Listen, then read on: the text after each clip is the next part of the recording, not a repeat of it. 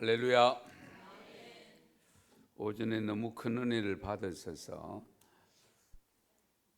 은혜가 될지 제가 걱정이 됩니다.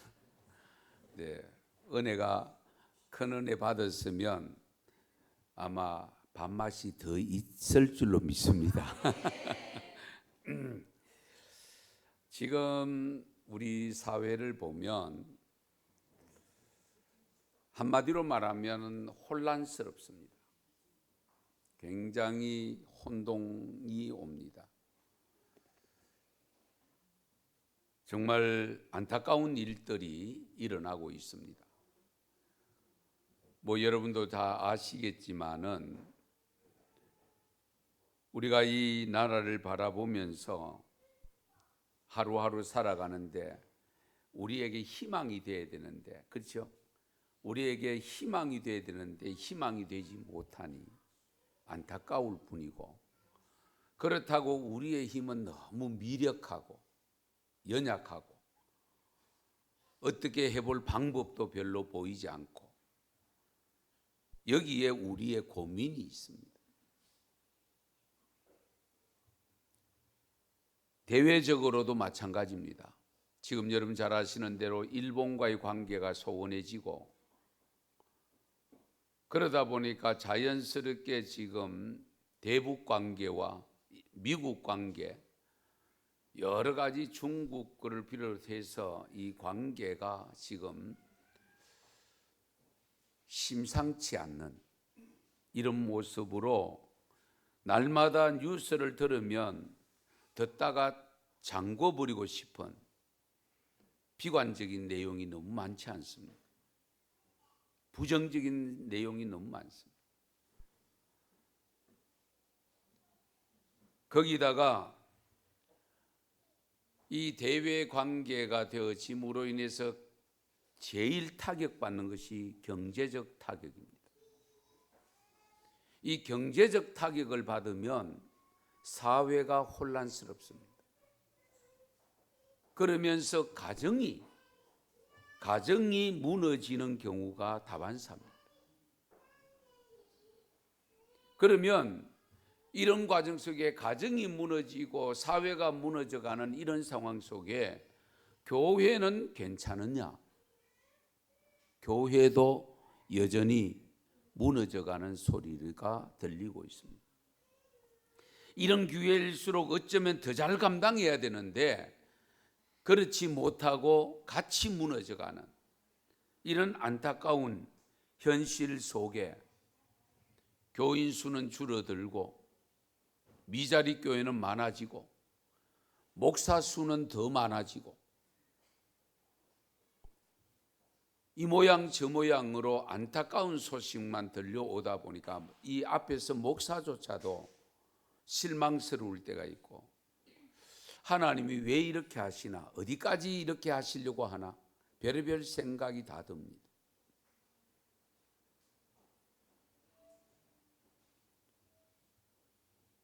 지금 우리 사회에 크게 이슈가 되고 있는 부분이 동성애 문제,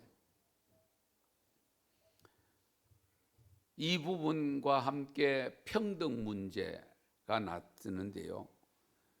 이 동성애는 여러분 성경 읽어보셔서 알지만은 동성애자들을 어떻게 하라고 있습니까?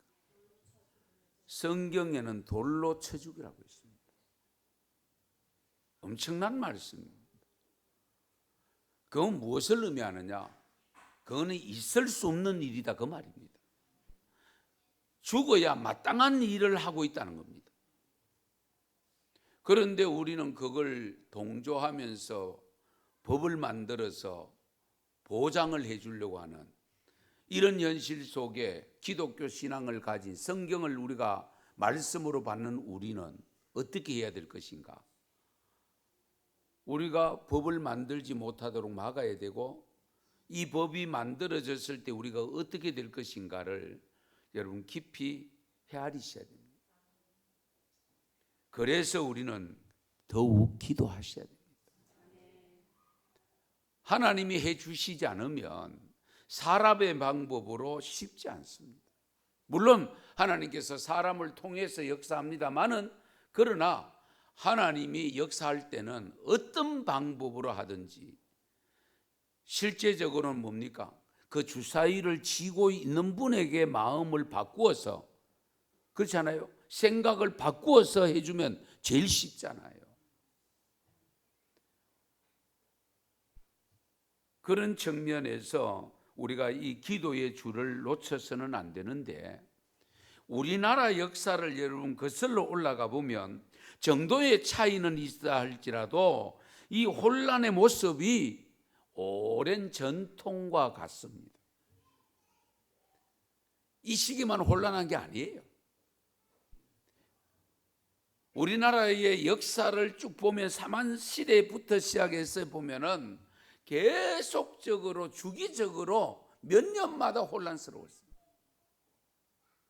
우린 자꾸 경제적 어려움 켜면은 IMF만 딱 귀에 떠오르는데, 그거는 국제적으로 인정하다 보니까 그것이 우리에게 각인이 되어 있어서 그렇지. 여러분 보세요. 저는 늘 설교를 가끔씩 뒤돌아보면서 설교를 하면요, 이때도 어려웠나 싶을 정도로 설교 내용이 어려움에 대한 내용이 많아요. 왜 정치적으로 사회적으로 이런 혼란한 문제가 계속 발생하는가? 그 원인을 오늘 찾아보려고 합니다. 우리나라는 진실성이 약합니다. 다시 말씀드리면 거짓이 난무하고 정직성이 약합니다. 서로가 신뢰하지를 않습니다. 믿지를 못합니다. 물론 인간 세상은 다 마찬가지지만 특히 우리나라가 심하다는 사실입니다. 전도서 7장 29절에 보면 이런 말씀이 있습니다. 내가 깨달은 것은 오직 이것이라. 곧 하나님은 사람을 어떻게 지었었어요? 정직하게 지었었다.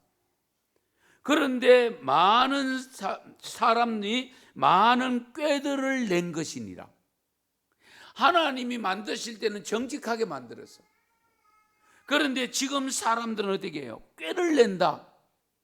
꾀를 낸다는 것은 결국 부정직한 모습으로 치닫고 있다는 거예요. 그럼 왜 이렇게 됐느냐? 언제부터 이렇게 됐느냐? 아담과 하와가 뱀에게 속을 때부터입니다.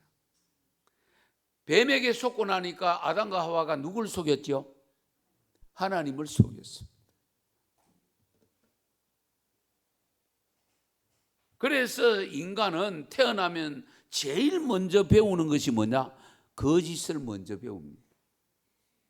속이는 걸 먼저 배웁니다. 우리 이 점을 항상 염두에 두셔야 돼요.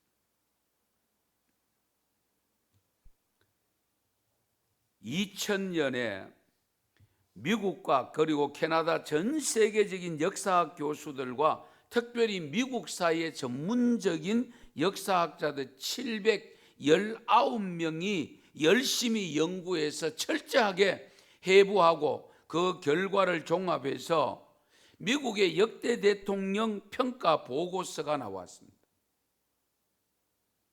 초대 조지 워싱턴 대통령부터 시작해서 클린턴 대통령까지 41명을 낱낱이 심층 분석을 했는데요, 그 책 나온 책 이름이 레이팅 더 프레지던트였습니다. 대통령의 평가. 그런데 평가를 할 때에 5가지 영역을 두고 평가를 했습니다. 지도력, 업적, 위기 관리 능력, 그리고 정치력, 인사 관리 부분. 그런데요, 이 연구를 한 번에 2000년 한 번 한 게 아니고요, 2009년도에도 했고 2017년도에 3회에 걸쳐서 했습니다. 3회에 걸쳐서 했는데 부동의 1위가 누구냐? 역시 링컨입니다. 링컨 대통령이 1위입니다.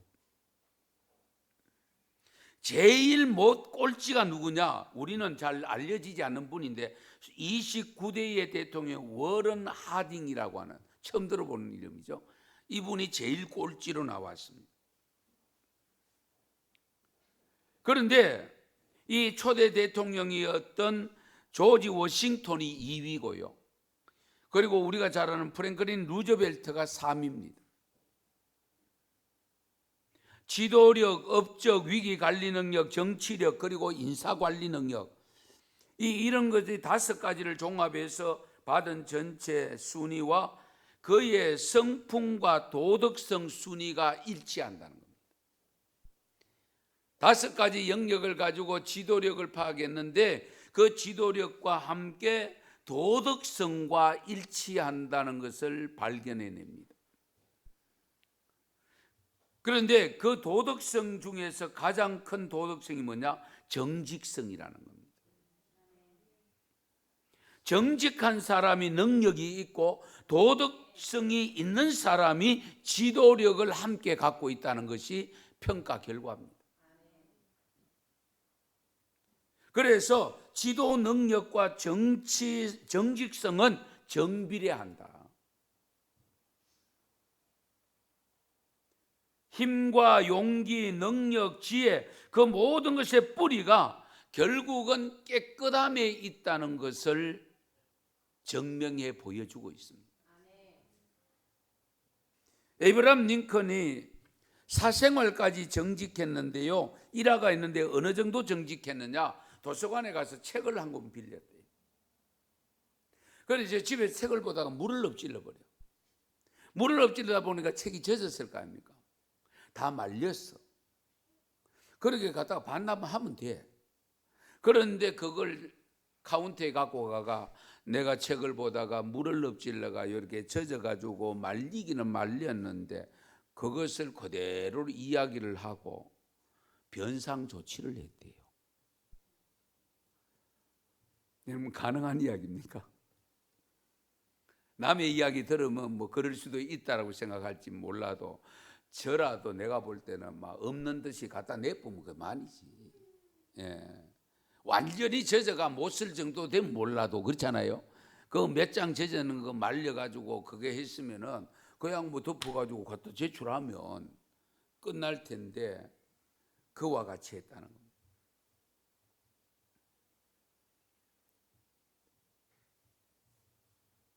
그의 지도력과 지혜와 용기의 근본이 결국 정직성이 뒷받침되었다, 그 말입니다. 그래서 링컨은 살아있을 때 이런 말을 했습니다. 세상 사람들을 일시에 속일 수는 있다. 일부를 영원히 속일 수도 있다. 하지만 모든 사람을 영원히 속일 수는 없다.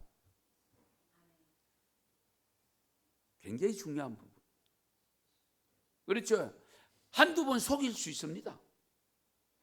그리고 일부는 속일 수 있습니다. 그러나 전부를 영원히 속일 수는 없습니다.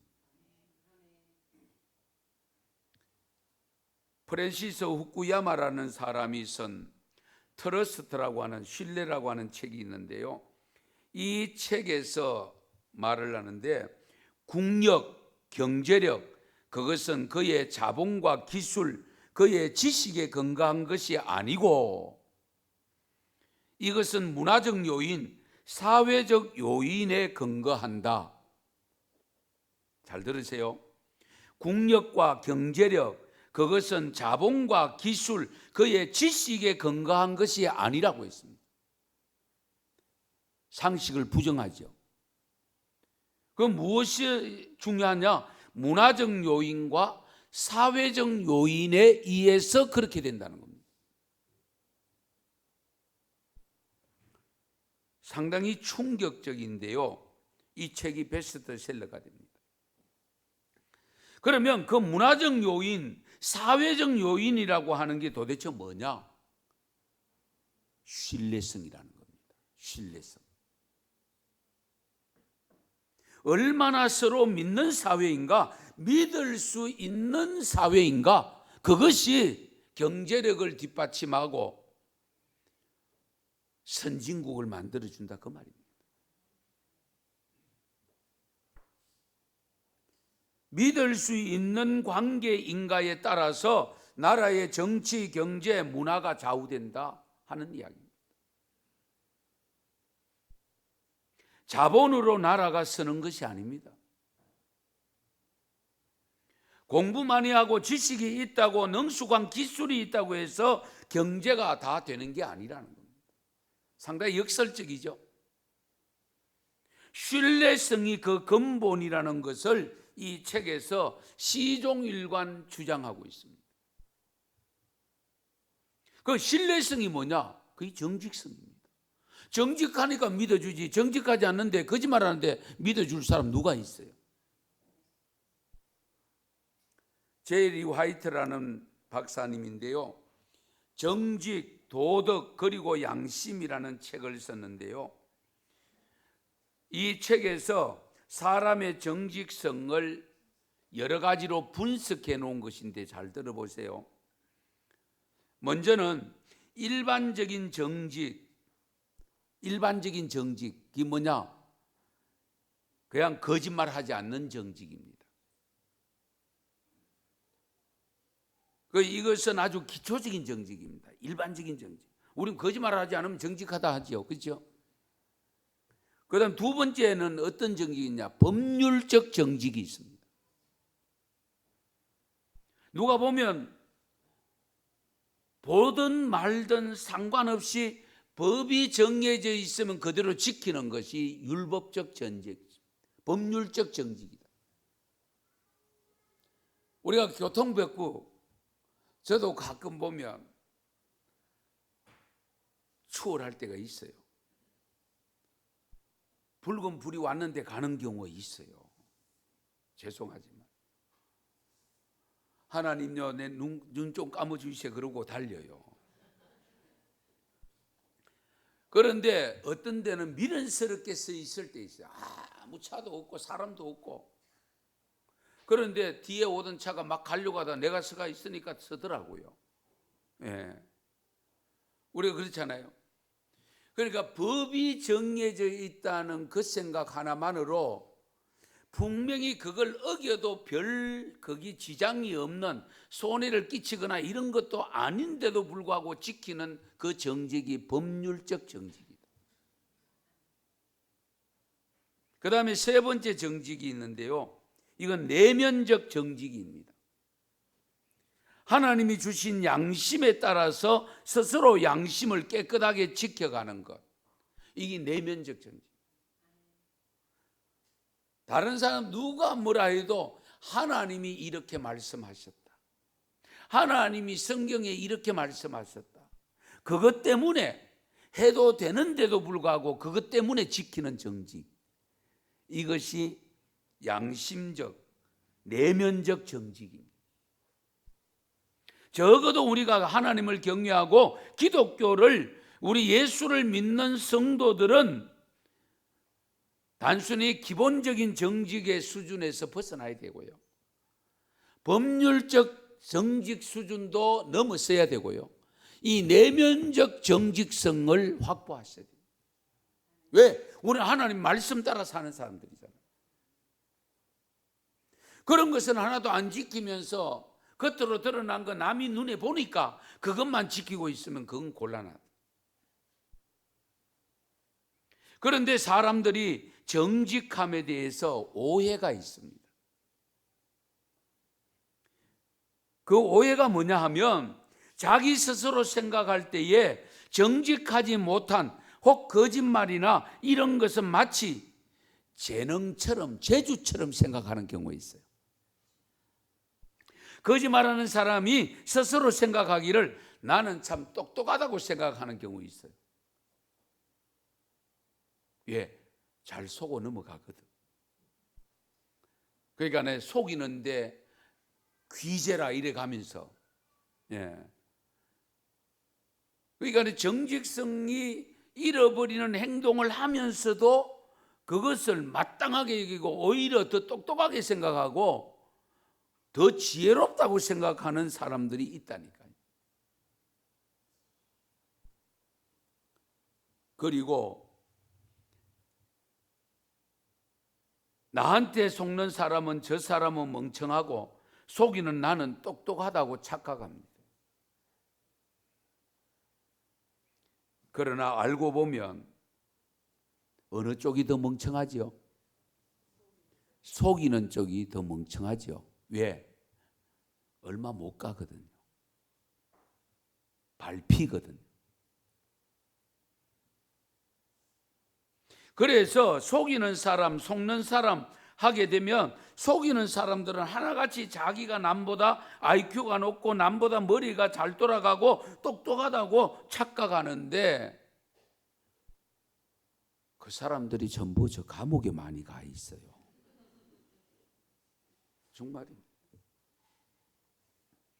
그 다음에 두 번째 정직함에 대한 오해가 어떤 오해가 있느냐?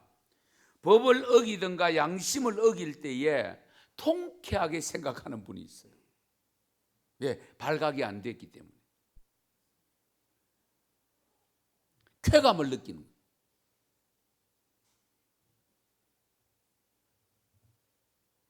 여러분, 아무리 사람들이 다 그 길을 가더라도 법이 아니면 그 길 가면 안 되거든요. 특히 하나님의 법이 아니면 그 길 가면 안 되거든요.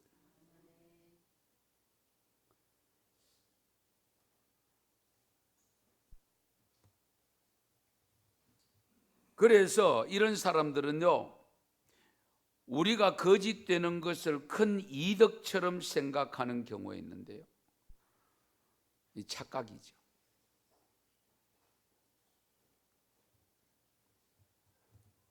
남 못 버는 돈도 벌 수 있고 남 못하는 출세도 할 수 있고 모든 걸 크게 얻는 것처럼 착각하게 됩니다. 그러나 알고 보면 엄청나게 잃어버리고 있는 거잖아요.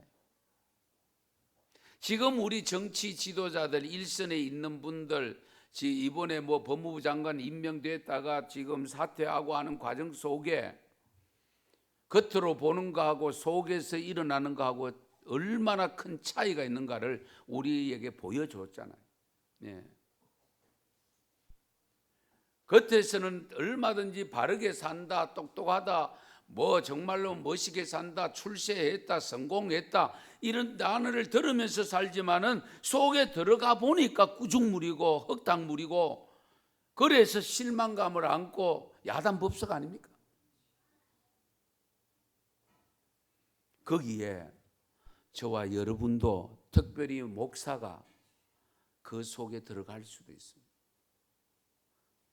우리 목사님 설교 들어보니까 괜찮은 것 같더니 와보니까 들어가 보니까 안에서 들어가 보니까 별 수 없대. 이럴 수 있어요. 네. 그래서 우리가 말씀대로 산다는 것, 정직하게 산다는 것, 바르게 산다는 것이 어렵습니다. 쉬운 것은 분명히 아닙니다. 쉽지 않으니까 가는 사람이 적을 수밖에 없지. 쉬운 것 같으면 다 그 길 가지요.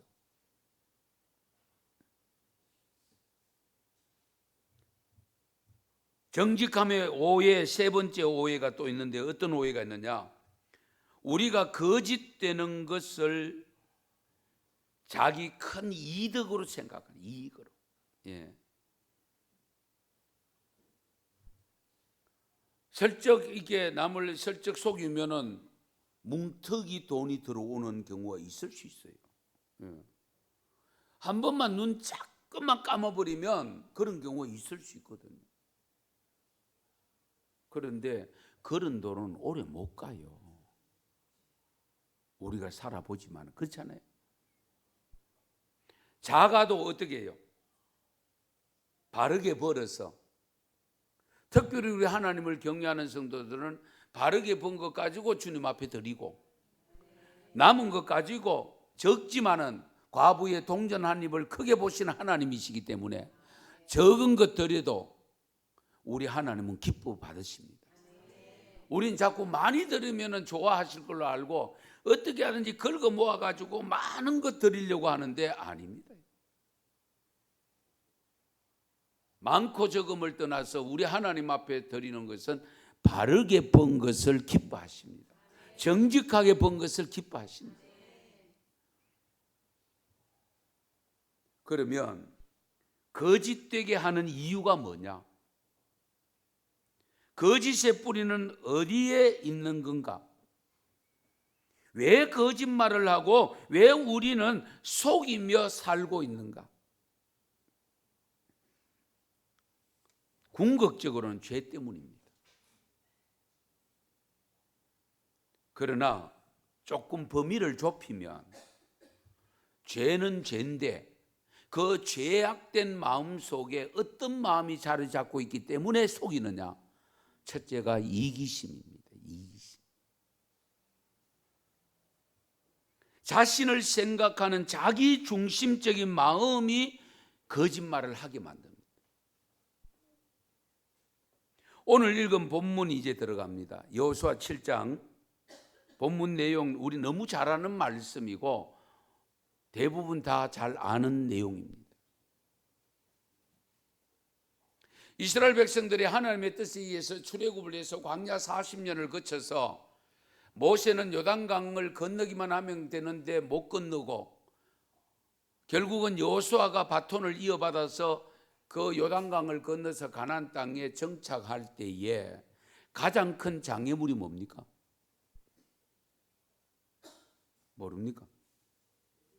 여리고성이죠. 견고한 여리고성입니다. 모세가 그것을 정탐하기로 40명을 보냈지 않습니까? 12명을 보냈지 않습니까? 12명을 보냈을 때 10명이 반대했습니다. 그 성은 너무 견고하다. 우리 함부로 가서 안 된다. 그럼에도 불구하고 하나님께서는 여호수아에게 어떻게 합니까? 여호수아에게 하루 한 바퀴씩 돌아고 7바퀴 돌아라.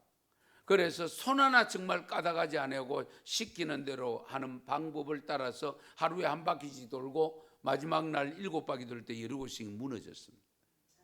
그 여리고성이 무너질 때 그 다음에는 성이 없는 줄 알았지만 아이성이 있습니다. 오늘 읽을 때 성이가 아이라고 하는 단어인데 어린아이가 아닙니다. 성 이름이 아이성입니다. 그 아이성인데 정탐꾼을 보내더만 아이고 이 성은 여리고에 비하면 이거 아무것도 아닙니다. 우리 다 올라갈 필요 없고요. 2-3천 명만 올라가면 돼요. 2-3천 명은 적습니까 사실은? 그렇잖아요. 그래도 2-3천 명만 올라가면 됩니다. 그래 3천 명 올라가요. 그런데 보기 좋게 후퇴를 합니다. 36명 전사자가 생겼습니다.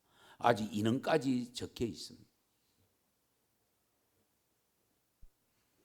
그때에 여호수아가 통곡을 합니다.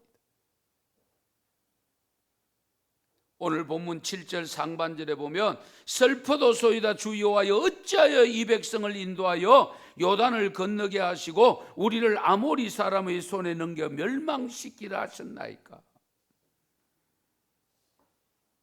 그때에 하나님께서 여호수아에게 응답을 하시는 내용이 10절 이하입니다.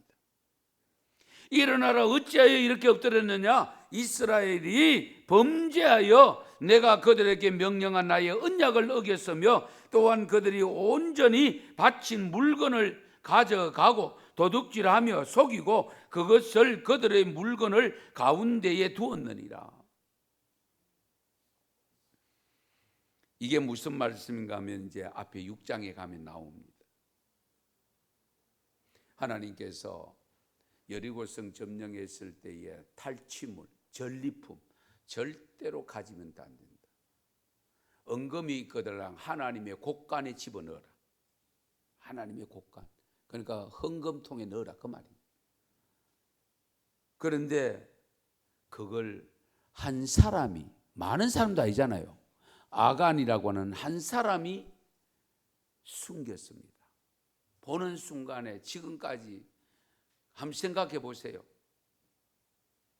애굽에 있을 때부터 시작해서 광야 40년 거쳐가 오면서 본 적도 없고 그런 어떤 금덩어리가 보이고 은덩어리가 보이고 시날산 외투가 보이고 그러니까 막 눈이 확 어떻게 하여튼 어떻게 됐어요 눈이. 그러니까 자기 몰래 자기 혼자만 안다고 생각하고 천막에다가 밑바닥에 숨겼어. 누가 알아요? 하나님이 아시죠. 우리가 여기에 속이면 안 돼요.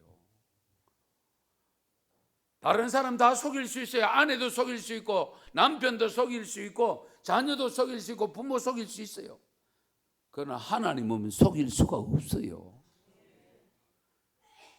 하나님이 그걸 알고 지금 지적한 내용입니다.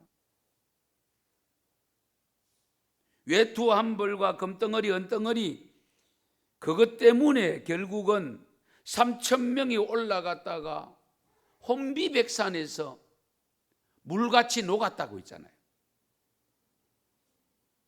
쩔쩔매고 후퇴를 하는데 36명 희생자가 발생까지 했습니다. 왜 이런 생각이 드냐? 아간이 자기 개인적인 이익이잖아요. 그렇죠? 이기심 때문입니다.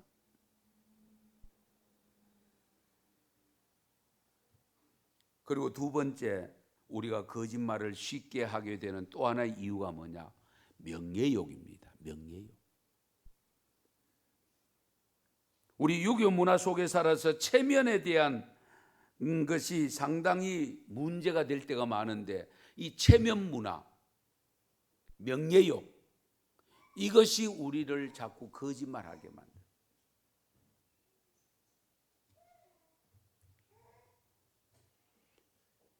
어디 외출을 가려고 하면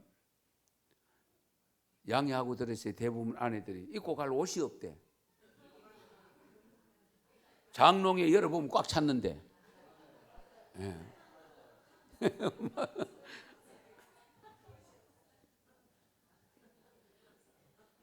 굴러다니는데도 옷이 없대.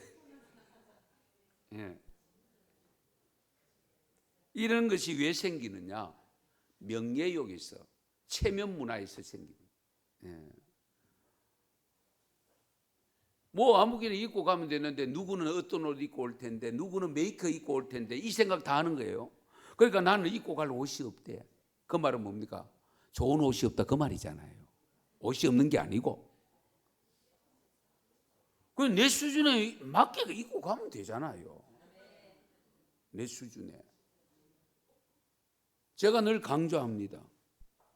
명품 안 들 사람이 명품 드러나도 그 명품 안 여기진다니까요. 그러나 명품이 아니라도 그 뭡니까? 요즘 명품 말고 뭐라고 하죠? 아, 짝퉁. 짝퉁을 들고 가도 명품으로 봐준 사람이 있다니까요. 그러니까 내 수준을 내가 알아야 된다니까요. 예. 내 수준을 내가 알아야 돼요. 예. 여러분 생각해 보세요. 우리 마 권사님이 500만 원짜리 가방 들고 나가면 그거 500만 원짜리 여기 주겠습니까? 그렇죠? 5천 원. 그렇습니다. 오세훈 목사가 그런 거 들고 가면 그거 뭐 쳐주겠어요? 목사가 지가 무슨 돈 있다고? 한번 생각해 보세요. 그러면 내 수준에 맞게 가면 돼요. 우리가 이걸 극복이 안 되면 속이게 된다는 거예요. 그렇잖아요. 그렇지. 가가 또 어느 정도 속이느냐? 잘 들어보세요. 제가 세탁소 맡긴 하는데 세탁이 안 돼가 못 입고 갔대요.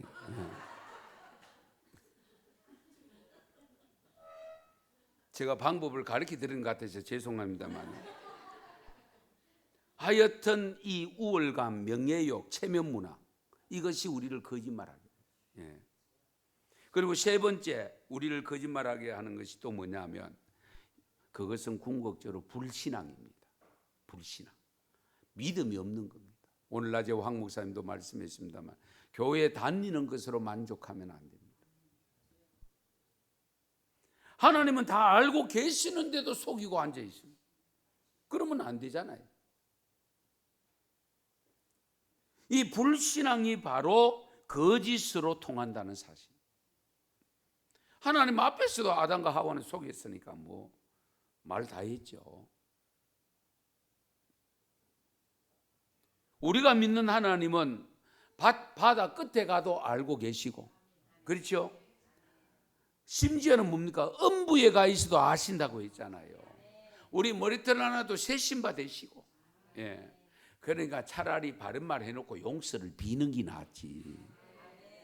그렇잖아요.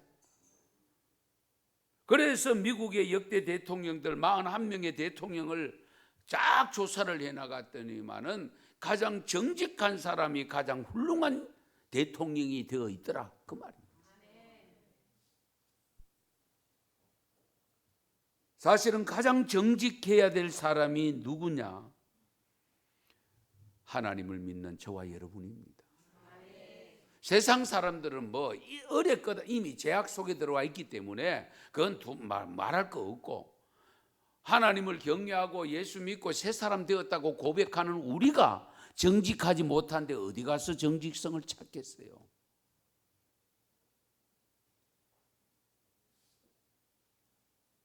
서울대학교 박모 교수님이 3만 명을 대상으로 조사한 결과 우리 한국 사람의 78%가 한국에서는 정직하게 살아서는 제대로 못 산다고 응답을 했대요. 78%, 거의 80%. 우리 그렇죠? 우리가 살아보면 그렇죠? 적당하게 속이는 사람 잘 살고 있고, 정직하게 정말 진실되게 살면 잘 못 살아.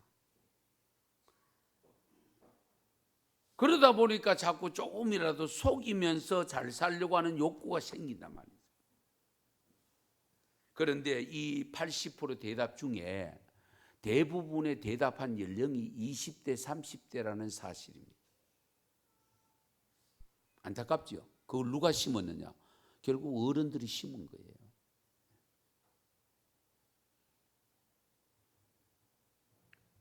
목사의 정직성은 어느 정도냐? 성녀들보다도 낮고요, 어나운서보다도 낮고요.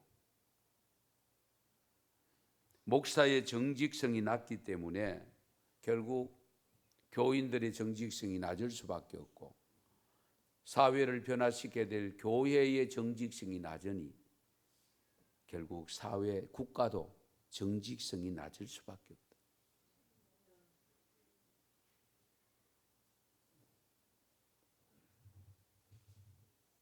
네덜란드 동인도 회사, 여러분 역사, 오랜 역사 뭐 다 잊어버렸을 수도 있습니다만은, 여러분 하멜 아시죠? 제주도에 왔던 하멜 표류기라고 하는 유명한 책을 남겼는데 그 속에 이런 글이 있다고 합니다. 조선인은 거짓말을 잘한다. 남을 속이면 부끄럽게 생각하지 않고 오히려 잘한 일로 여긴다. 하멜이 제주도에 와서 몇 년 살아보고 느낀 것을 소감을 적은 건데 이렇게 적어 놓습니다.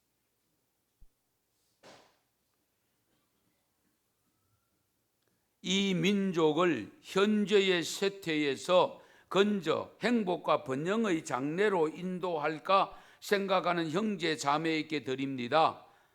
그러면서 뒤에 보면 첫 번째, 거짓말과 속이는 행실이 없게 함이니, 결국은 정직성을 회복하지 않으면 이 백성들을 제대로 잘 살 수 없다, 그런 결론입니다. 2013년도 WHO 우리 국제기구죠, 발표에서 OECD 기준, OECD 국가 아시죠?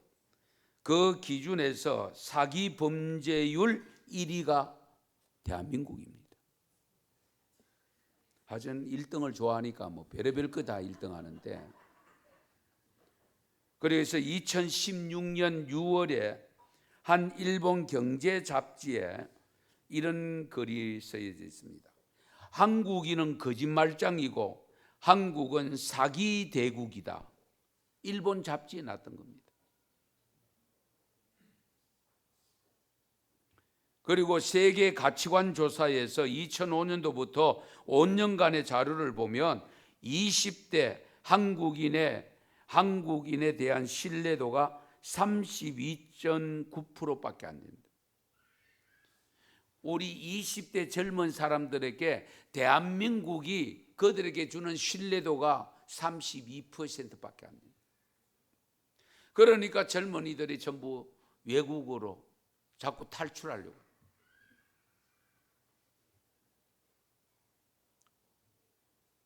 쇠퇴해가는 한국 기독교가 살아나는 방법은 없을까? 지금까지 나름대로 한국 교회가 이만큼 부흥함으로 국가가 부흥한 것이 현실 사실입니다. 이게 누구도 부인할 수 없습니다. 그러면 한국 교회가 쇠퇴하면 나라도 쇠퇴한다는 것을 염두에 두셔야 됩니다. 왜? 하나님이 하시기 때문에. 중국이 지금 경제적 어려움, 여러분은 어떻게 보고 지금 뭐 전문 사람들 자꾸 이야기할 건 없고, 저는 목사로서 볼 때에 나름대로 중국이 사회주의 국가에서 기독교를 조금 개방해서 선교사들이 잘은 몰라도 그래도 와서 활동할 수 있고 예배를 드릴 수 있도록 삼자 교회지만 제대로 했을 때에 오늘의 중국이 됐거든요.